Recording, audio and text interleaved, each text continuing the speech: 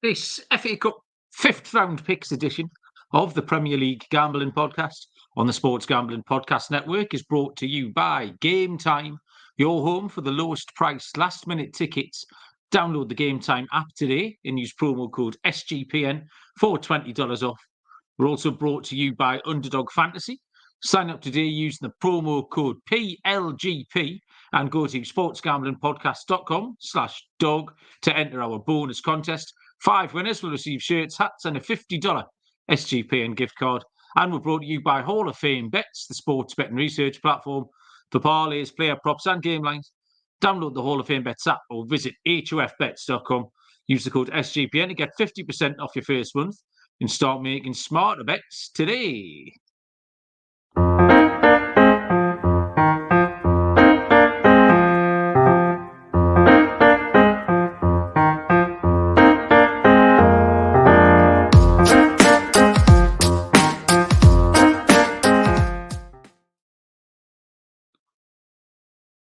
Welcome, everybody, to the Premier League Gambling Podcast on the Sports Gambling Podcast Network. My name is Malcolm Bamford, coming to you from Newcastle upon Tyne, the northeast of England. Today is Sunday, the 25th of February.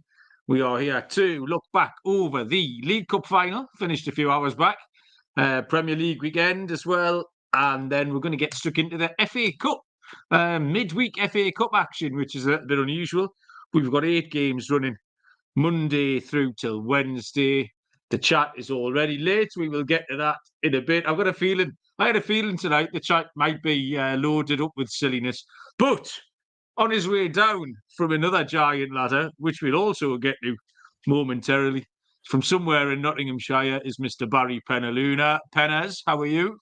Evening, I'm very good, Malcolm. Honestly, not even an absolute hammering for Newcastle and a Liverpool Cup final win could spoil my weekend, because I took the 0-0 today at 14-1, cashed that. We got to the top of the ladder yesterday at 18-1, so nothing could spoil my weekend. Absolutely fine with all of it. We'll get to the games, and I'm surprisingly fairly positive about the two teams that we moan about the most on this podcast, so we'll get to that in a bit. Well, interesting. That might be the happiest I've ever seen you, Barry, in 25 years. Just this year, this little face thing. I don't think I've ever seen your little face quite so animated, yeah? I'm amazed by that. Tell you what's happened here, Baz. I've got a spot on my head so big, right? It's right up here by my hairline, but it's so big, it hurts when I blink. My eyeball hurts. It's about 3 inches away. So that's what the Bairn was doing when you came on and said, "The fuck's going on here? You look like you're getting makeup." She was putting one of her, she has little stars. Do your kids have these things? They look like little sticky stars that you'd get on your homework. But she often comes down with them stuck on her face. So she came down, I know, yeah. So she came down and stuck one squarely on me gigantor spot up there, but it's distressing me. Yes, Liverpool did win the cup final. Callum was first in the chat, delighted, giving us a Chelsea get battered everywhere they go. Slick Rick is in as well. Courtney, brave Courtney this week as Man United got beat. That was hilarious. Lloyd was in there. Thinks Chilwell's a knob. I'll be honest, Lloyd, I noticed that Chilwell's talking about. Lloyd was talking about Chilwell. He seemed to have a bit of a thing going with Bobby Clark. It looked like to me when Clark came on. I don't know if he was trying to rattle him up. About the fact that kids, though, it's a man's game. Do you know what I mean? It's just part and parcel of it. It doesn't matter if a kid's 16, 17, or 31. It doesn't make a difference, does it? You won a cup final. Why are you moaning about Chelsea's left back? You've just won a cup final. Concentrate on that one. Michael has joined us as well. So good evening. If you are in the chat, stick your hand up and say hello. Yeah, we've got loads of stuff to get to actually before we get to the football. Really, I mean, it was a good weekend for the picks. Great weekend. Some good and some bad in the Prem, but overall, I think it was positive. Obviously, your giant ladder, which we'll get to. The cup final, we absolutely. They might not have even bothered having to play that cup final. They should have just listened to our show and given Liverpool, and everyone could have saved themselves the time. Because we absolutely smashed us. So that was good. I hit both my scorers. one of which was an attempted mush, and that failed. So that was good. But where I want to start, Baz, is on Friday night. And it's a little story that just comes out of the Leeds-Leicester game. Because firstly, it was a really good game of football. It was two proper teams. The atmosphere at Leeds looked absolutely brilliant. Like, did you watch the game at all, Baz? No, I didn't know. No, it was, I mean, I was at football with Bob, and we came back and Leicester were 1-0 up, and Leicester battered them, missed chance after chance after chance after chance. But we said when we handicapped Leeds to win that momentum was a real thing. And then out of absolutely nowhere, Leeds score sort of 72, 78 and 84, whatever it was, win the game. Atmosphere looked brilliant. Everyone was buzzing. But the kid who scored the second goal, Archie Gray, for Leeds is my mate at Harrogate, who I've talked about a few times on the show. His two kids were at Leeds Academy before. One of them he's on the scholarship at Harrogate.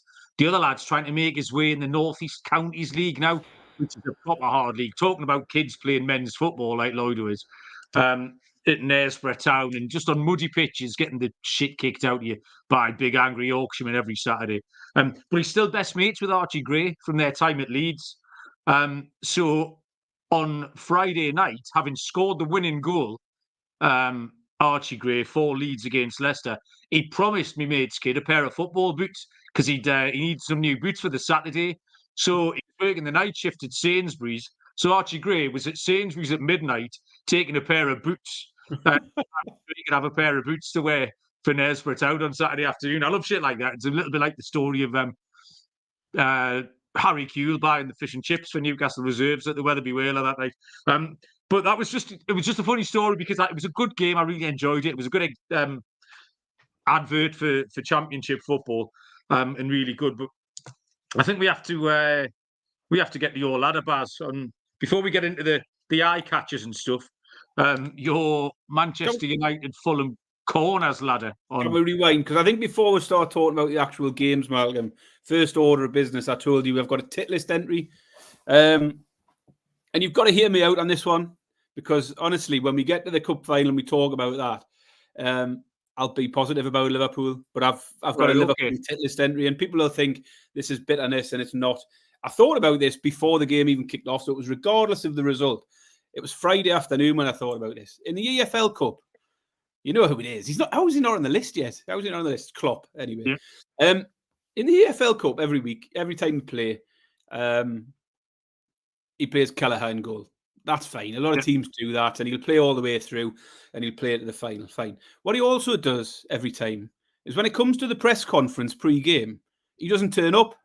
He sends Pep Linders out, the apprentice, the left-hand man. Every single round of the AFL Cup, he does not turn up for pre-match press conference. He sends Linders out. So it's almost like he's saying, it's only the AFL Cup, you have a go this time, lad. Sends him out, he does all that bit. But then it comes to today, and you can guarantee who's front and centre, who's on the touchline. He doesn't have the apprentice on the touchline. The apprentice isn't the first one up the stairs to collect the trophy. It's Klopp there doing the fist pumps, not Pep Linders. Absolutely ridiculous. Not having it. Why is he sending Linders out? Why does he do that? Just go and do your press conference. You're the manager. That's your job. Either take the tournament serious and manage it and manage all of it, or stop pretending like Linders is some sort of like, oh, here's your reward. You can go and do this press conference. I'm not having it. He's a tit. Get him on. It's I'm not putting him on the tit list for that, Baz. It's unbelievable. I think the tit list is something we both have to agree on. What's it all about? What's it all about? What's that all about? It doesn't bother me at all, even if it's true. Unbelievable. I struggled a bit with the cup final today, Baz, because so it kicked off at 3. I think the coverage started at 2. I was watching Wolves, Sheffield United. So I thought I'll stick Wolves on the laptop and I'll watch the build-up. Well, 4 times between 2 and 3, I put the build-up on and had to turn it off within 8 seconds every single time, just because it was fucking unbearable. It was nauseating. First of all, was an interview with Klopp. Can't watch that. Second time I put it on was just some Liverpool fans with Cockney accents talking. I couldn't watch that. The third time they were singing "You'll Never Walk Alone." Every time I put it on, it made me want to grate my face clean off. So and obviously we didn't know what we wanted to happen. before kick-off, the only suitable outcome there was that Wembley got filled with concrete and wasps. Like, it was just a nightmare scenario for everything. But by the end, Baz, and maybe this is where you might want to say nice things, by the end, I was okay with Liverpool winning it, just because of what happened in extra time. Chelsea absolutely dropped their arse and made no attempt to win that competition with £1 billion bleeding team against a lot of teenagers. Now, there's been a little bit too much made of the kids, no money versus the £1 billion. I get it. But if you put those two 11s up against each other, Chelsea have got to be a bit braver. And now, I don't know if that's the manager, the general culture, the quality of the players, whether the manager, whatever they did, they fucked it up. And the Liverpool, the youngsters, were absolutely brilliant. And I think maybe I'm getting a bit magnanimous in my old age, but because I don't have anything against any of those Liverpool kids. I haven't learned to hate them yet. Give us 2 or 3 years, and I'll have a reason to hate every one of the little fuckers. But right now, I don't. So I couldn't get annoyed at them because it was just a bunch of bands out there going and winning a cup final. They went and won that cup final. Obviously Van Dijk got the goal, 80 million quid defender, etc. But Chelsea had to do more. So I had no problem with Liverpool winning it, really. Either outcome was shite. So, I was quite happy by the end, Baz. And you said you were going to say some nice things about them as well. I will, but you've just wound me up again. This whole £1 billion bottle jobs thing. The £2 billion teams, let's be honest. Carragher said it. This shows it isn't all just about money. And as you say, Virgil van Dijk, £70 million, nodding the winner in. There's plenty of money in the Liverpool team. But in extra time, Baz. Let's not act. At that point in the game, it wasn't. When they had Clark and was it McLaughlin and Conser. Let's not act like Chelsea are the only ones spending money. Because, fair enough, Liverpool dodged a bullet with Caicedo, but Liverpool were equally willing to go and throw 100 million at Caicedo. That's the ballpark they're in as well. It was a good effort, but it wasn't a fairy tale Pauper and the Prince effort, let's be honest. As I say, the game, I was the same as you. When it got to the end, I was okay with Liverpool winning it. I didn't mind because I thought exactly the same as you throughout the game. I wanted me 0-0. I got me 0-0. And as extra time started, I was thinking I would love Chelsea to nick it in extra time because you had the Chelsea to win in extra time. But I agree, for that Liverpool team to put in that effort and beat that Chelsea team, it's a great achievement. They played well and they deserved it. So no, as I say, no complaints. I did enjoy the game. For a 0-0, it was a good game. I don't know how it was 0-0. It was tense, wasn't it? It was quite, it was on edge rather than it wasn't a thriller minute, but I quite enjoyed the tension of it. But absolutely, I agree with everything you're saying. Chelsea should be expecting to win that game. Against that Liverpool team, the lineups, they should be expecting to win it. So hats off to Liverpool. As I say, I said to Slick Rick in the comments on YouTube, I hope you enjoyed the win because I do. And I was the same yesterday with Arsenal. I expect to come out of any Arsenal game riled and angry and all of this lot. And I just took it on. I wasn't bothered. We can get into that game in a bit as well. But no, honestly, Liverpool deserve the win. I can understand why they're extremely happy with that, with such a short squad. I expected Salah and Núñez to be at least on the bench today. I was really surprised when they didn't even make the bench. It's still a fairly strong... I mean, you look at... It wasn't a ridiculously weak starting 11, though, is it? Gakpo, Diaz... Fucking who else? Plenty. But good win. Well done, Liverpool. I'm really happy for you. And the minute the full-time whistle went, I turned it off. I'm not saying I enjoyed... Well, I didn't see any of all the sycophantic. I didn't want to watch that. So I just turned it off and got on with the rest of my life.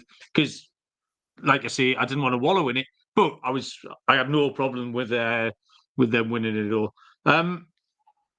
Faces in the chat here who's joining. Benedict. Benedict is one of our hardcore YouTube Discord people.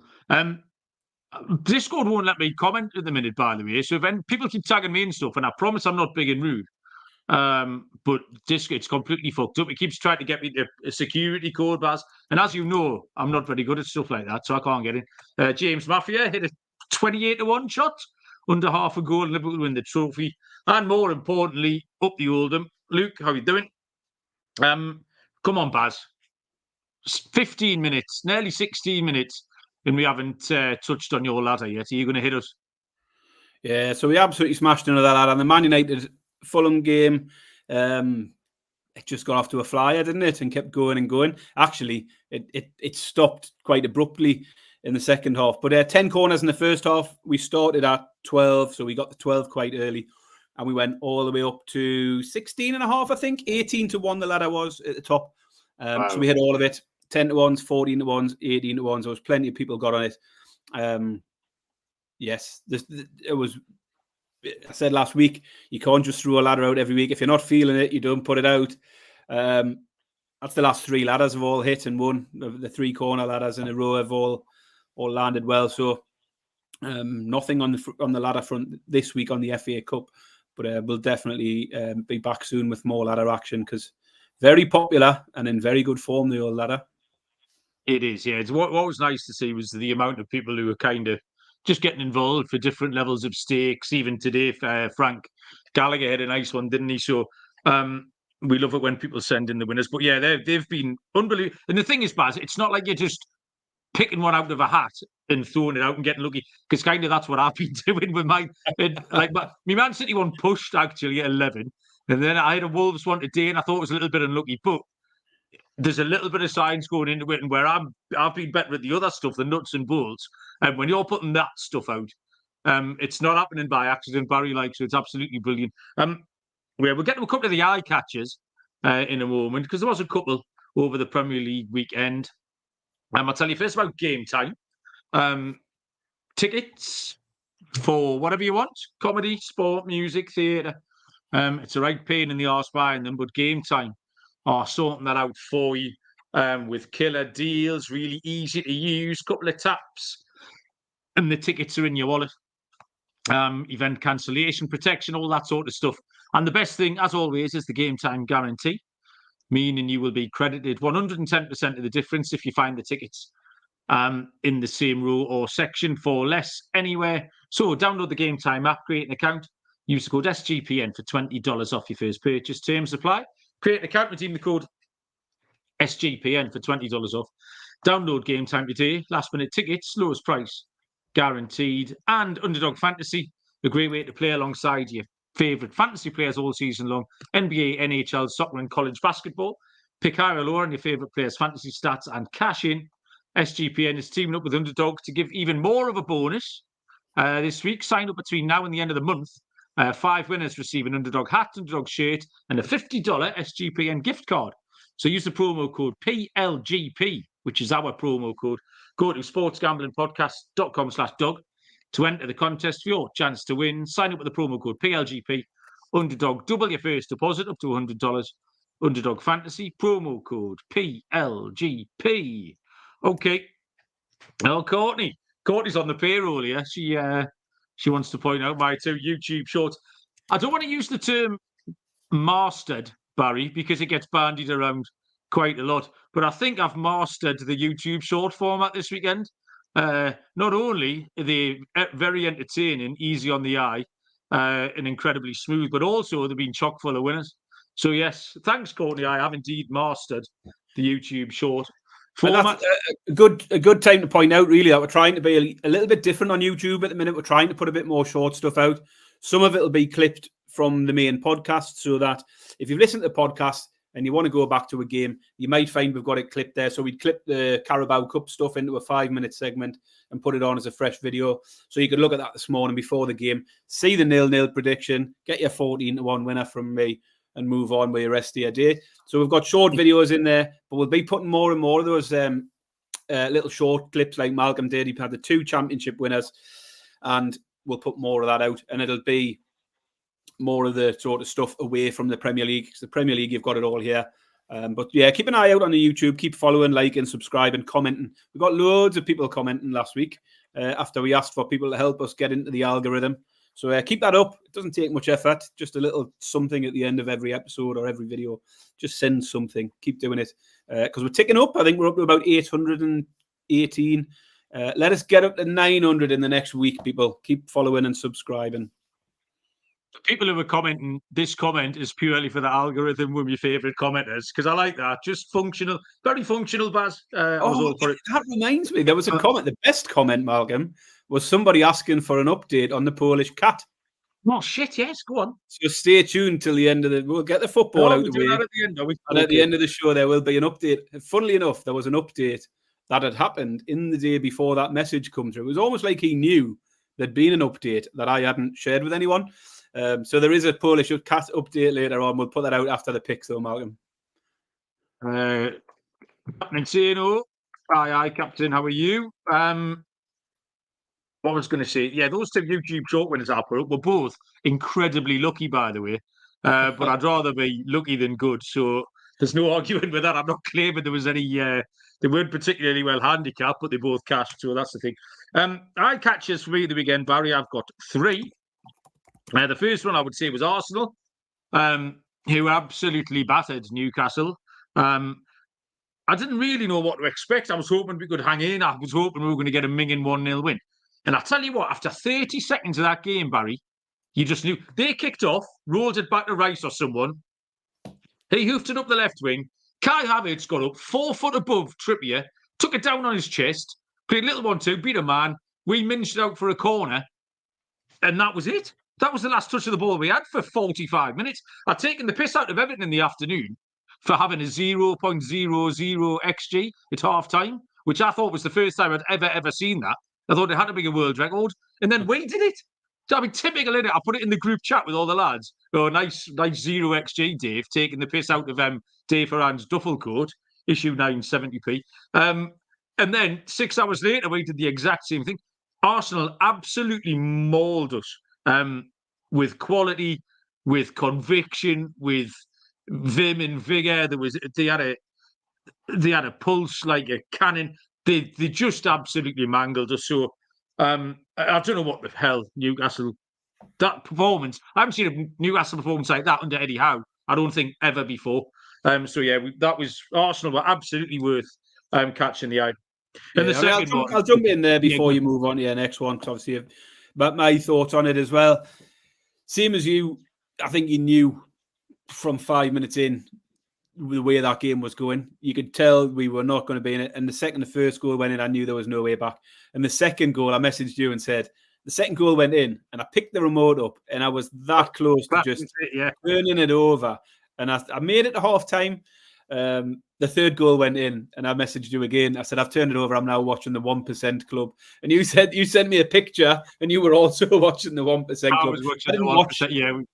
I still haven't seen Joe Willock's goal. I haven't seen Arsenal's 4th goal. I just wasn't bothered by that point. And as I say, Arsenal were phenomenal.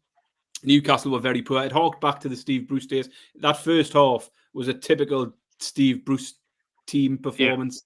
Arsenal were outstanding, and for that reason, I couldn't even be angry or annoyed or wound up by any of their antics or anything they did, because they deserved everything and we deserved nothing. And my pick of the game was cards, but I did say for there to be cards, it needs to be Newcastle keeping it tight. It needed to be a contest, and it wasn't a contest. From the second the first goal goes in, it was not a contest. And sure enough, there was one card early on for Odegaard. I think that was it. So cards was never ever going to happen. But definitely one to put behind us. A few overreactions on Twitter and stuff, mainly from people who aren't Newcastle fans, saying, "Oh, surely Howe's going to get the sack now." And I'm just like, I know exactly which tweet you're referring to. I did respond. But you'd already done it off our account. I clicked on that to have a bite back, but you've got in before me, so we were obviously on the same page. It's just a bit lazy. I don't think it comes from anyone who's got any real knowledge of the club. At the end of the day, we lost to one of the most informed teams in the league, who are scoring goals for fun. The only 3 teams that have beat us since Christmas is Liverpool, Man City, and Arsenal, and that doesn't cloud over the fact we're not playing very well. But I think I've decided the 2 biggest injuries, we've been besotted with injuries this season. Joe Linton's a massive miss because Sean Longstaff's limited. He's a good squad player, but that's where he should be, a squad player. And playing him 90 minutes every single week again and again and again, we get found out. And it's the same with Miley. At his stage in his career, he shouldn't be playing 90 minutes week in, week out. But we haven't got the other options. We've got nothing there. Anderson, Willock, Joe Linton, Tonali. 4 players who would all start ahead of them too. And that leaves us limited. But also the keeper. I think how many points or how many goals would we have saved if we'd had Pope in goal? Pope saves stuff where you don't expect him to. And I don't think, certainly Dubravka in the early days and then Carriers yesterday, you just don't see them making many saves. Yeah. So the second eye catcher I've got here was Manchester United, because they were hilariously bad, but couldn't get stuck into them because I knew 2 hours later Newcastle were going to get absolutely mullered. So again, I was dying to tweet funny stuff about Man United. I was dying to get in the WhatsApp group with me Spider-Man pyjama wearing friends and give them some stick. But I knew in 2 hours' time we were going to get humiliated. So you can't. You had to just sit there and wear it. It was horrible. Because Manchester United, I watched a lot of that game. I haven't moved off my arse in that corner since 12:30 yesterday. I moved up to bed and back down. But I've watched a lot of sport this weekend.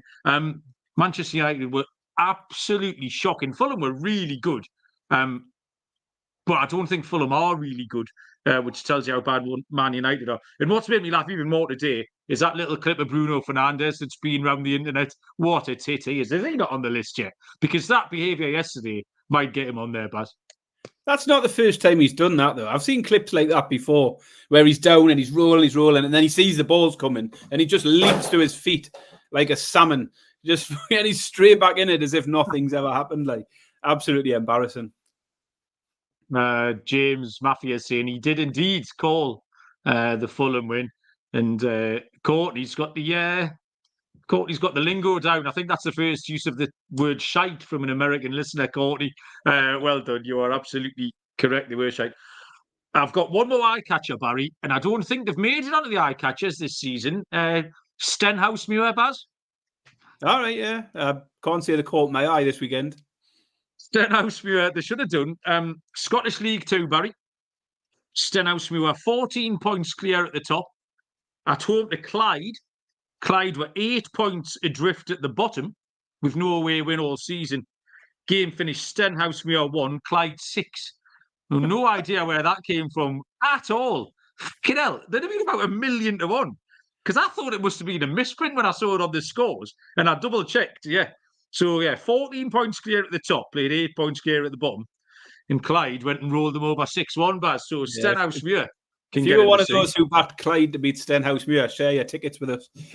Yes. We had them on the handicap, -4.5.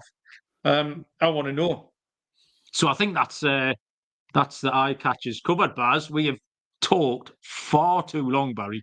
We are going to have to motor through 8 FA Cup games, but I'm going to have to motor through Hall of Fame bets first.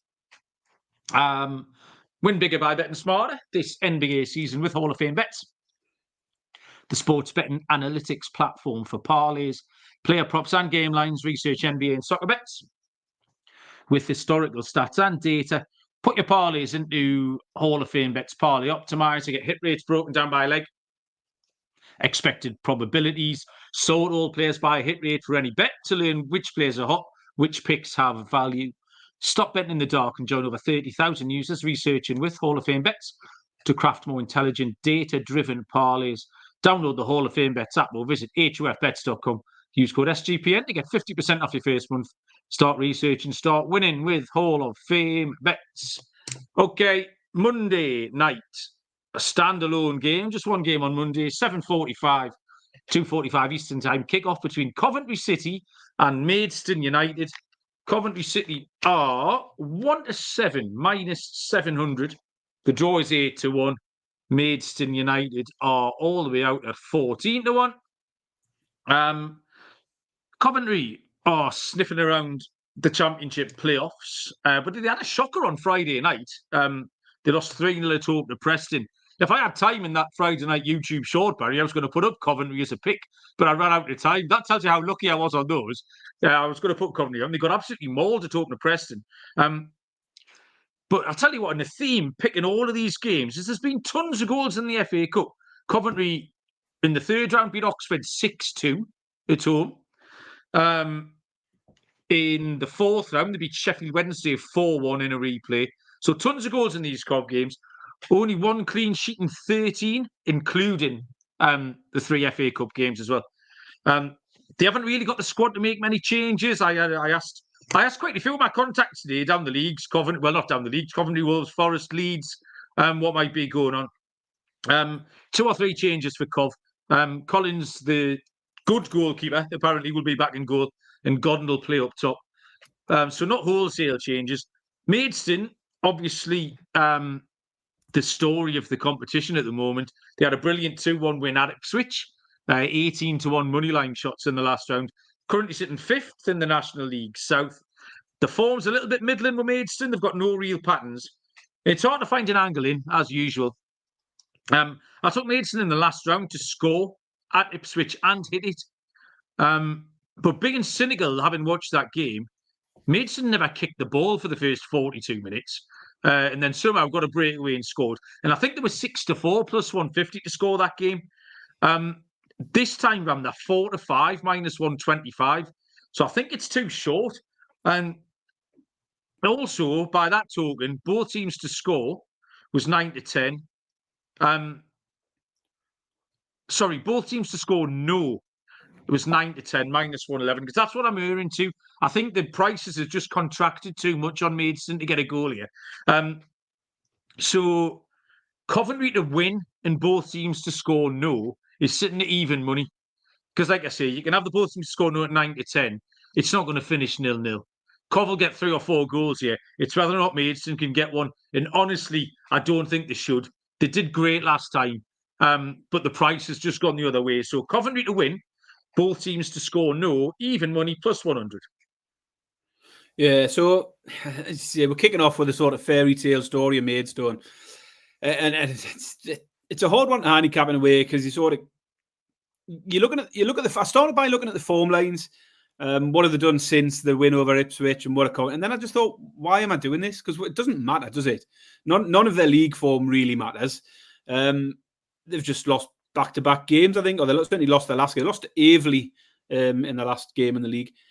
But as I say, that it just doesn't matter. You're looking at a completely standalone game from what any of them are doing in the league. But then how do you handicap it? Because you look at the form and you look at the respective positions in the league, and the obvious outcome is that comfortable Coventry win. 1-7, where do you go with that? I don't think there will be the fairy tale ending here. I think it will come to the end of the road, and a good journey it'll have been for Maidstone. I'd love to see them take another step, but I just don't think they will. I think this will be a step too far. And whilst I often sort of look at Championship teams as a potential banana skin or a potential sort of slip up, because if they're in the promotion hunt, how much do they care about the FA Cup when they're going for playoff positions, promotion and stuff like that? But I think if you're in the last 16 as a Championship team and you're up against a non-league side, you don't waste the chance of getting a place in the last 8 of the FA Cup. So I don't see Coventry making tons of changes. You've mentioned the same. You don't think there'll be wholesale changes, because it is a big opportunity to get into that last 8, and you get another favourable draw. Next thing you know, you could be in a cup semi-final. So we're getting to the business end now. It's a good opportunity for Coventry. I think all Coventry will win. I think they'll win comfortably, like you. I've taken Coventry to win both halves at even. So it fits in with you a little bit. If there's no goal from Maidstone, you've got every chance with that pick. So again, looking for someone around evens. It's not always easy when you've got a 1-7 favourite. But that's where I've gone. I think Coventry to win both halves will have a decent chance. It's a great pick, Barry. I absolutely adore that pick. Jean Plays has joined us, asking what 9-10 is. Minus 111. We try and give out the UK and the US prices, although he's just moved to Germany as well. So if you need any help in the chat, just give us a shout. 3 games on Tuesday night. Start with a 7:30 kickoff between Bournemouth and Leicester City. Bournemouth are 13-18, minus 138. The draw 14-5, plus 280. And Leicester are out at 15-4, plus 375, Barry. Yeah, so Bournemouth find themselves right in a slump of form at the moment, don't they? They really sort of caught everyone's eye not that long ago. But now no win in 5 in the league. Maybe the FA Cup might provide some respite here. They have beaten 2 Championship opponents along the way. They beat QPR and Swansea, scoring 8 goals against those 2 sides. And they're now facing Championship leaders, Leicester. But Leicester are having a bit of wobble of their own at the minute. Back-to-back defeats to Middlesbrough and Leeds have suddenly seen the Championship title race become a little less certain, because it did look like Leicester were just going to get away. And I think now Leeds are back to within 6 or 7 points. Leicester, 6. Leicester therefore might see this as a bit of a distraction, because the priority is definitely promotion back to the Premier League. So up against Premier League opposition, it's like the opposite of what I said against Coventry, where Coventry can afford to sort of just try and go for it because they've got a good chance of going through anyway. Leicester are underdogs here, and they might just think, bollocks to it. Possibly. We'll see when the lineups come out. My first thought here was Bournemouth team total over 1.5 goals. I think Bournemouth have always got goals in them. It's 8-13. It's a little shorter than I'd like. So I've just kept it straightforward. It's still a short one, but I'm just going to take Bournemouth to win. I think Bournemouth to win here at a slightly better price of 8-11 is okay. I just think Bournemouth will want this a little bit more than Leicester to get back into some sort of form. And Leicester have other priorities. Bournemouth to beat Leicester at 8-11 for me. Yeah, I agree. The team news, Barry, again, I've reached out to quite a lot of people today. Wholesale changes for Leicester City is what I've been informed. So I've actually fancied, just at the odds, instinctively, I thought Leicester would be live here. And then, like I say, I had a little sniff around and I was told wholesale changes for Leicester.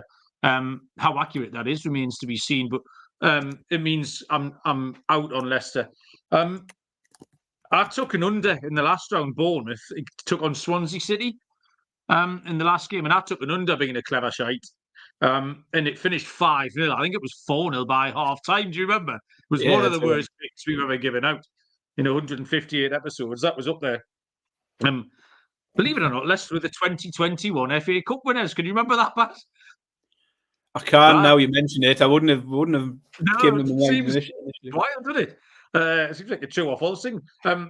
Again, goals to beat Birmingham 3-0. They beat Millwall 3-2 in the previous 2 rounds. Like I say, on Friday night, they absolutely battered Leeds for 70 minutes. But, like we say, wholesale changes. It's got a bit of a shootout about it. The over 2.5 goals is short. It's 3-5.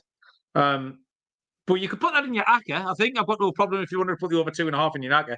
So I've got 2 options here. Over 3.5 is 6-4 plus 150. But a little bit safer is the both teams to score with over 2.5. And that's at 6-7 minus 116. I think Bournemouth will do them in. I think they'll do them in 3-1. But Leicester got a goal in them. So both teams to score over 2.5, 6-7 minus 116. A 7:45 kickoff on Tuesday, 2:45 Eastern Time, is Blackburn Rovers against Newcastle United. Blackburn 17-4 plus 425. The draws at 4-1. And Newcastle are 9-17 minus 188. Blackburn are finding things a bit of a struggle at the moment. New manager John Eustace came in. They've had 3 draws in a row, but they've only got 1 win in 13. So I'm no interest in them springing a surprise either. Loads of goals in their cup games. Talked about Cov earlier on. They beat Wrexham 4-1 and beat Cambridge 5-2. So tons of goals there. Newcastle were terrible on Saturday. And on that form, in fact, on the last month's worth of form, it's impossible to see Newcastle keeping a clean sheet. I mean, Luton scored 4, Bournemouth scored 2, Forest scored 2, Arsenal scored 4. But in this competition, they have kept 2. They, in a very similar comparison game, they eased past Sunderland 3-0, and then we won 2-0 at Fulham. So I think Newcastle will win. I think they'll be a little bit more determined to do better than they did on Saturday as well. I think there'll be a stiffening of the back after what happened at the weekend. Both teams to score is far too short at 1-2. So I do, like I say, I think Newcastle will win. I would give Blackburn a goal, but again, I think the safer bet, just in case Newcastle, I'm giving us a Newcastle 3-0 is an option here. So I'm going to take Newcastle to win with over 2 goals, because they might nick it 2-1. But just in case Blackburn don't get one and Newcastle get the 3-0, Newcastle to win in over 2 goals is 5-6 minus 120, Barry. Yeah, like you, I think Newcastle will win this. Blackburn aren't in good form, currently in 16th in the league, and they're not comfortably out of relegation danger either. They're only 4 points above the relegation places at the moment. And in their current form, it's got to be a bit of a concern for them. They've made a managerial change recently with Eustace taking over from John Dahl Thomason, the former Newcastle striker, so no reunion there with his old club. But they've only one league win in the last 13 games. They have drawn the last 3, so unbeaten in 3. But I think Newcastle have to go pretty much full strength here. The season for Newcastle's in danger of fizzling out if they don't progress in this one. I think this is the one thing that gives us a little bit of hope for the remainder of the season, really, is the FA Cup potentially. Don't get me wrong, if we get through, we'll probably draw Liverpool or someone like that in the next round. But I think they have to go for it. Willock and Isak back from injury at the weekend was a plus. I mean, it didn't show on the pitch, other than the Willock goal off the bench, which is a bonus. I think Newcastle can afford to be strong because they've got a lot more rest between games at the moment than they did pre-Christmas. And one thing, Newcastle do score goals. I think they've not been shut out now in 10 games, despite being in sort of inconsistent form. They're scoring regularly enough. Over 2.5's hitting 7 straight league games. Newcastle have scored 3 in 3 out of the last 5 games. They scored 3 against Forest, Villa, Luton. And even in defeat, they've got a couple of goals against Liverpool. They've got a couple of goals against Man City. They even scored last night when we never ever looked like getting a shot on goal, never mind a goal. I think Newcastle will get goals. Similar to you, it will be a 3-0 at least. Newcastle to score 3 or more goals against Blackburn is my pick at 6-5 plus 120. Okay, confident there, Baz. 8 o'clock kickoff Tuesday. Luton Town taking on Manchester City. Luton are 9-1. The draw is 4-1. Manchester City are 3-10. Minus 333, Baz. Yeah, so Luton coming to this well rested. No game this weekend. After a 3-game losing streak, though, where they, we've talked about them being more competitive in games recently, but they're getting nothing in the way of rewards recently. They've conceded 13 goals in their last 4 games as well, Luton. But they do continue to score in every game. I'd take them to score again here. City ran out 2-1 winners after going behind to Luton in the league game, in the most recent league game, that is. So I don't think City have been convincing in the last few weeks. They had that draw against Chelsea, followed up with unconvincing 1-0 wins against Brentford and Bournemouth. So I decided after that, because that let me down at the weekend. I decided after that I didn't want to be taking City handicaps for a while until they sort of look like clicking again. But I am prepared to go for goals, and it's not City goals this time. And I'm going to take the match total because I think Luton can contribute themselves. Luton games have gone over 2.5 goals in 7 straight, and 4 of the last 5 games for Luton have seen over 3.5. Luton are contributing in games, as I say. They haven't been shut out for a long time, but they are conceding plenty. I considered both teams to score in over 2.5 goals at 6-5, but I decided for a similar price just to take the over 3.5 in case City do have one of those games. Pick for me, Luton v Man City is over 3.5 goals at 5-4 plus 125. Well, Baz, bit of a crossfire here because I've been absolutely delighted to not be involved. I'm really quite proud of myself to not be involved with the Manchester City handicaps for the 2 1-0 wins. No team totals, no handicaps, been okay. But I think the longer that's gone on, and Slick Rick's just hit the nail on the head in the chat there. I keep expecting City to get right and absolutely crush someone. Could this be the one? And yes, this is the one. Because I think Luton, for a start, are going to make changes. They have done in the cup before. They drew 0-0 with Bolton last time out because they're right in the guts of that relegation fight. I mean, you might expect they're not tailed off like Burnley and Sheffield United. They're right in it. And this is an absolute afterthought for them. And I just think even this game, probably a month ago, Baz, you can get Man City on the handicap here at 11-12, minus 108. A month ago, that would have been 4-6 or something like. And I just think the fact that it's gone the other way now. So I think they can get away from it. Both teams' recent form has made this handicap backable. So I'm over the moon to take it. Rick's absolutely right. Michael has thrown out the City keeper saves if Luton have a bit of a go. But I'm going to take Manchester City on the handicap, minus 1.5 goals. at 11 to 12, minus 108. Okay, we have 4 games on Wednesday, starting with 7:30 kickoff. Chelsea taking on Leeds United in a repeat of the 1970 FA Cup final, Barry. Chelsea are 1-2, minus 200. The draw is Burlington Bertie, 100-30, plus 333. And Leeds were 11-2 this afternoon, into 5-1. Nipped in half a point, probably on the back of Chelsea going to extra time. Chelsea, just a wasted chance for them today. They didn't, at no point were they the better team, even in the early stages. Liverpool made all the running. They had the possession, they had the territory, they had the better chances. And then in extra time, I have no idea what Chelsea were attempting to achieve, but a lot of their players are shite as well. Ming and Bob were laughing at Madueke because every time he got the ball, he A, made a terrible decision, and then B, fucked up whatever that decision was. So if he's, I'm gonna try an 80-yard diagonal, which was the wrong choice, he would then just get that wrong as well. So he couldn't do anything. Mudryk came on and did terrible things. A weak manager and ridiculous ownership, the whole thing's a mess. The league form's still all over. So I do want to factor in Leeds in some form here. They've won 9 in a row. Sources, Baz, I've been into the sources again, the Leeds United sources. They say Leeds are going full strength, apparently.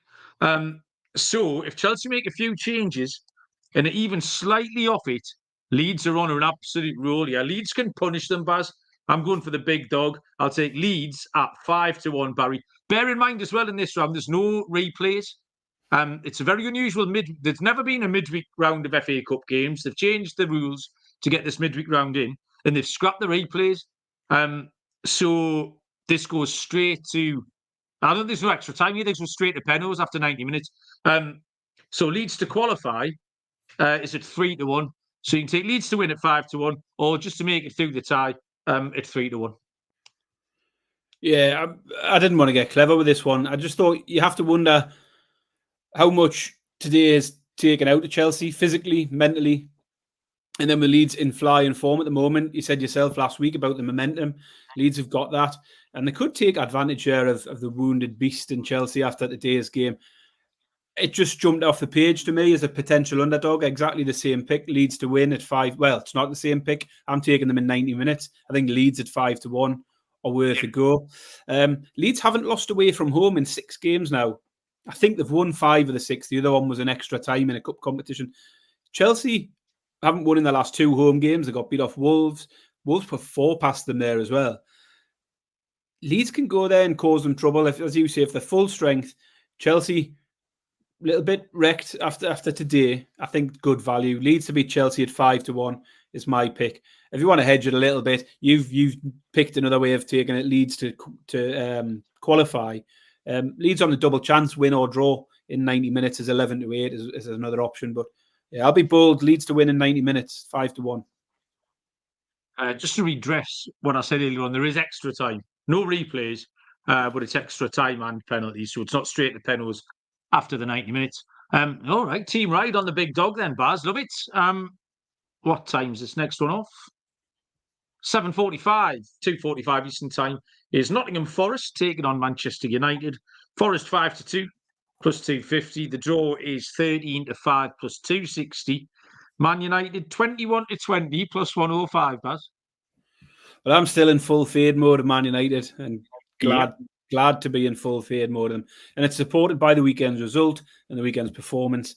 I think the Højlund injury, Benedict mentioned in the chat before, is a big setback for Man United.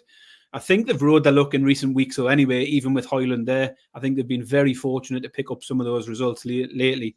And there was nothing that surprised me about that Fulham result the other day. I think it's been coming for a while. And it might have been a late winner for Fulham, but it wasn't undeserved on the performance, as you say. Fulham thoroughly deserved that win. Man United might win this, they might not, but I'll just take. I'm looking for goals. I've skipped ahead of my notes a bit. Forest goals is what I'm looking at here. Forest were scoring losers again, lost 4-2 yesterday. They've still scored in every league game since Nuno joined them back in December. And they've scored 2 in each of their last 3 games, even in defeat. They conceded 2 to Newcastle in a 3-2 defeat. Sorry, they scored 2 to Newcastle in a 3-2 defeat. They scored 2 against Villa in a 4-2 defeat. And I can't remember, they had a 2-0 win against West Ham. So they're regularly scoring. So, as I say, Forest might get a result, maybe not. Who knows which way it goes. But I think this Man United team is starting to look thin at the back again. Martinez is injured again. Shaw's injured again. And it just starts to look a bit ropey. Fulham scored 2. Wolves put 3 past Man United. Christ, even Newport put 2 past Man United in the last round. Forest team total versus Man United. Over 1.5 Forest goals is 13-8. That's where I've gone here. My notes run to about 12 words here, Baz. I don't care who Man United are playing, you can't bet them. Like you just said, even the games they've won, they've been completely and utterly unconvincing. They've been dead lucky. Courtney, nail on the head. 2-word handicap from Courtney. Take Forest. Forest at 5-2, Baz. Only pick. And also, my sources, Nibs, says Forest will go full strength as well. So yeah, I spent a lot of time getting into these sources today, Baz. I've been networking to bring us the early team news here, messaging Nibs and Benny and people like that.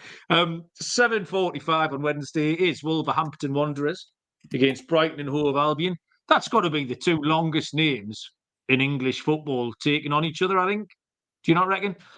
Wolverhampton Wanderers are 6-4 plus 150. The draw's 11-4 plus 275. And Brighton are, in fact, they're 6-4 plus 150. It's a match. It is a match on the books, Barry. So Wolves were functional, might be a polite way of saying it, against Sheffield United today. Actually, didn't think they were going to hang on. Sheffield United were in and around the Wolves penalty area for quite a lot of the time in the last 20 minutes, couldn't score. So Wolves did sneak that one 1-0. Again, Wolves are going to go full strength, Barry. I have this on authority. And Brighton are just a bit weird, aren't they? Nearly fell into the trap on Saturday. Despite Everton having a 0.00 half-time XG and getting roundly battered in the first half, they then went 1-0 up after 70-odd minutes. And I was laughing at myself, just think we talked about this so much. And they did luckily get a 94th minute equaliser. But they've also thrown in enough low scorers for me to not want to get involved in the goals here, because they had those couple of 0-0 draws. There was 1-1s. They had a load of 1-1s, didn't they, in a row? They had another 1-1 at the weekend. So I was struggling to split them. The books can't split them, Baz. And I couldn't split them. So at that point, I'll take the draw. And the draw's at 11-4 plus 275. But, Barry, it's not a 1-1 draw. It's a 2-2 draw, this one. So that's about 14-1. But the main pick, Baz, is going to be Wolverhampton Wanderers and Brighton to draw at 11-4 plus 275. We haven't got a jingle for that one. I would have had this. 2-2 draw, Pat. Get in. What are you doing? If I had to guess, I would have said this is your 1-1 of the week.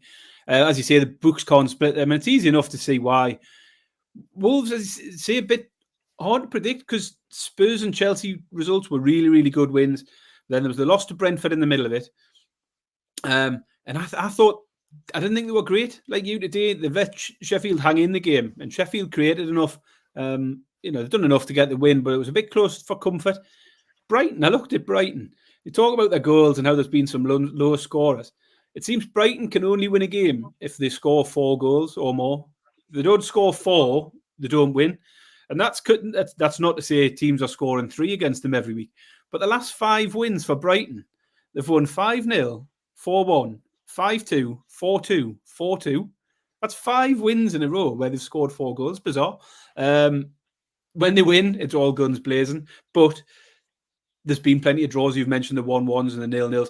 There was a 0-0 in this game just a few weeks ago in the league. Brighton have drawn 4 of their last 9. And in a similar matchup in the 3rd round, Wolves needed a replay against Brentford. As you say, there won't be any replays here, but I think it's a similar sort of situation. So exactly the same as you. My pick here is Wolves v Brighton to draw at 11-4 plus 275. Okay, the last game on the card here is an 8 o'clock kickoff on Wednesday, 3 p.m. Eastern Time. Liverpool against Southampton. Big old odds movement here, Barry. Assuming more injuries and extra time for Liverpool will be the catalyst. Because I handicapped these games at 11 o'clock this morning. Liverpool were 1-3 minus 300, and now closer to 1-2 minus 200. The draw was 4.5 to 1, is now 3.5 to 1. In Southampton were 8 to 1 this morning, and now 11 to 2 plus 550. So movement in favour of Southampton on the back of that game. So Liverpool were good enough today. We've talked about it a lot. We don't need to talk about it anymore. But I can see almost an entire second team on Wednesday night against Southampton, and not even through choice because there's nobody else left available. So I just think they'll run out those kids. Southampton were right in the mix in the Championship and still are really, but have had 2 home defeats in a row and they're down to 4th, 5 points off an automatic promotion spot. I've got no real idea what Southampton will do with the team, but I think the amount of changes Liverpool will make, they will keep the big hitters on the bench if they've got any left, just in case they need them. But I don't think they're going to start. We saw Luton lead 1-0 last midweek, at Anfield at half-time. So I'm going to give Southampton a chance to keep it close. Liverpool will do something lucky and win late on. But Southampton plus half a goal in the first half, Baz, is 11 to 10 plus 110. So I'm going to take Southampton to keep it close. I'm not going to say they'll be leading at half-time, but it could easily be 0-0. And Southampton with a half a goal head start, 11 to 10 plus 110. Well, we've been in sync for a lot of this, but we've gone polar opposites. Okay. I mean, if your first half bet wins, then we're going to need a second half like Liverpool had against Luton, because I have taken Luton. I just think it's hard to oppose Liverpool in current form, even with the injuries. They're getting the job done against whoever they're up against.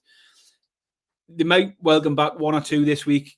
Personally, I'd be surprised if they want to bring anyone back into the squad who wasn't deemed fit enough today. So if Salah and Darwin weren't fit enough for the bench today, I'd be surprised if they're involved midweek. But it's the same as at Chelsea. You do have to wonder how much was taken out of Liverpool today.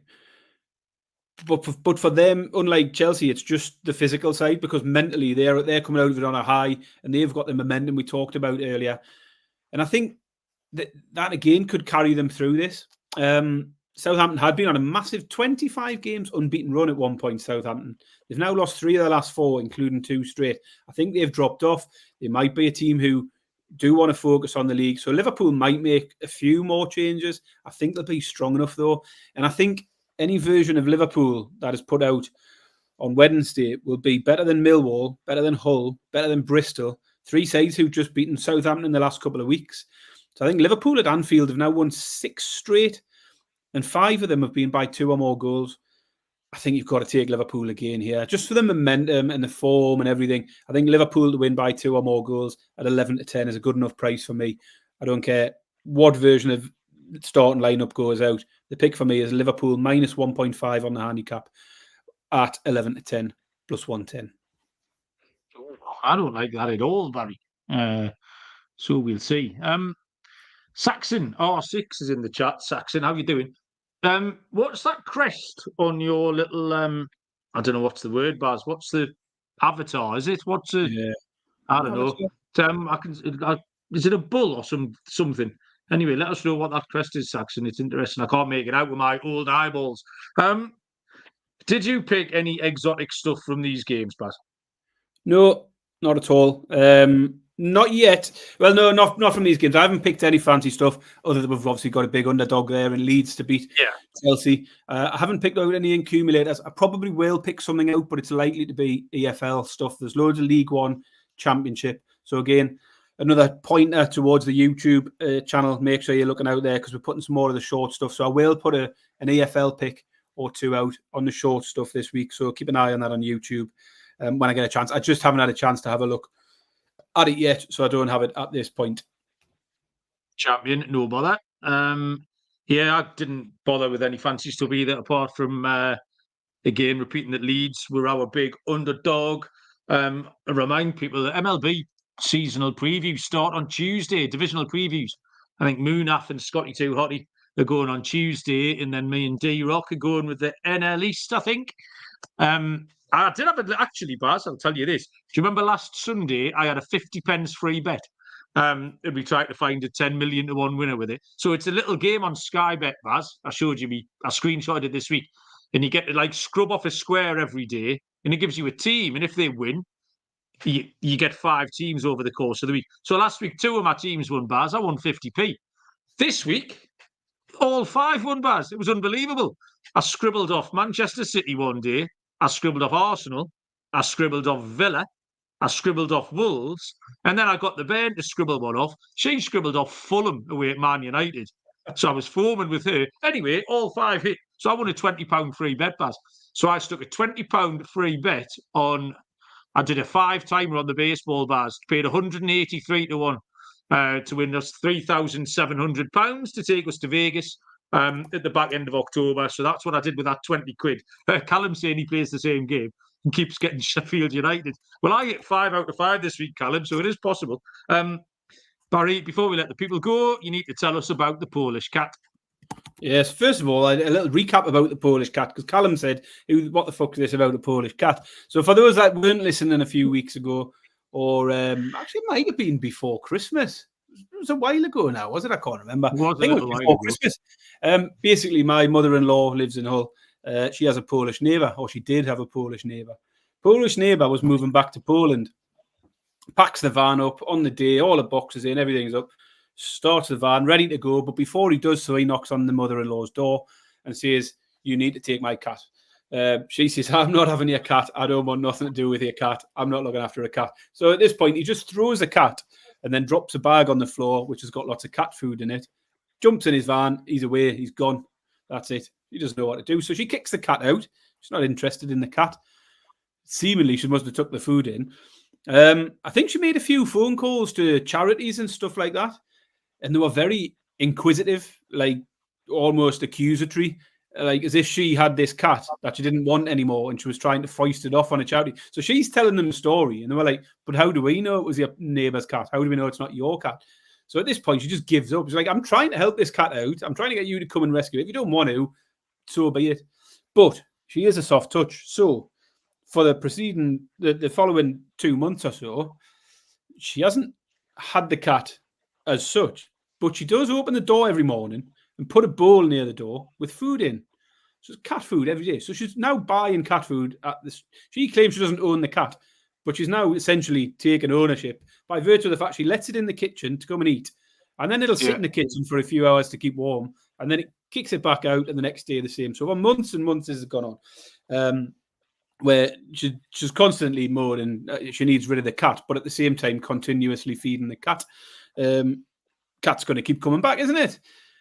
But the development last week, Malcolm, was this. The cat turns up one day last week with a collar on. Ooh. So this is a bit strange. And the notice from the collar is something dangling from it, a little barrel. So they looked at the barrel and said, "I wonder if there's anything in that barrel." So they gets a hold of the cat, gets the collar, unscrews the barrel, and there's a note inside it. So she rolls out this note. It's like a carrier pigeon carrying messages. So he rolls out the note and it just says, "Is this cat homeless? Because I've been feeding it for several weeks now and I've no idea if it's owned by anyone." So somebody else is obviously doing exactly the same thing, opening the door every day, feeding the cat. And the cat's getting warm there, then coming over here, getting a bit more food here. So then she writes a note back saying, "Yes, the cat is homeless. My Polish neighbour had it. Give it to me. I don't want it, blah, blah." And then rolls it up, puts the note back in. And now this cat's going back and forwards, sending messages between the two households. I've no idea. That's as far as I go. I don't know if anyone has now assumed full ownership of the said cat. But as long as Helen's mother continues to keep putting food for that cat, it'll keep coming back, won't it? But I did find it quite amusing that the cat is now carrying messages between 2 different households. They've no idea where the other house is. It could be their next door neighbour. It could be someone 2 blocks down the road. They've no idea, but there's a lot of messaging going on now between cat and the 2 households. Quite amusing. That is 1,000,000%, Barry, like a Netflix rom-com thing, like a 4-parter. I said this is how it started. It'll be a start of a big romance or something. She's definitely going to end up shagging whoever's putting stuff in that barrel. Like, He's not the only one getting its barrel filled. Well, that was fascinating, Barry. Congratulations on that. Was a good story. I enjoyed that. I apologise for casting aspersions on Helen's mother.